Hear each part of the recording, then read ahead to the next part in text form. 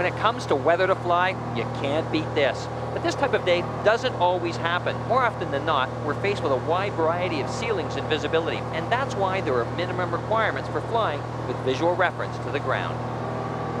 The fact is, required ceiling and visibility limits should only serve as a baseline for safety. Every pilot needs to set their own minimum limits, and they should be greater than what's required to allow for an additional margin of safety. For example, there are times when a pilot may take off with a forecast of good visibility and low ceilings. That forecast may give you confidence, but keep in mind that the only constant about weather is change. In-flight visual estimation of a ceilings base is not an exact science. And while flying around hills or mountains, a lowering ceiling can gradually sneak up on a pilot flying under visual flight rules. When this happens, nervousness sets in and the risk for errors increases as the pilot may attempt to skim the cloud base to stay clear of the ground.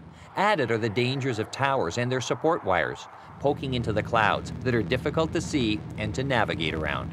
In conjunction with low ceilings, pilots that continue in weather with fog, mist, haze, or smoke can be caught in conditions in which they begin to lose or have lost all visual contact. And when that happens, a simple 180 might not be enough. Studies show, using simulators, pilots without instrument training, having lost all visual reference, will take as little as 20 seconds to about 178 seconds on average before losing control and entering a spiral dive.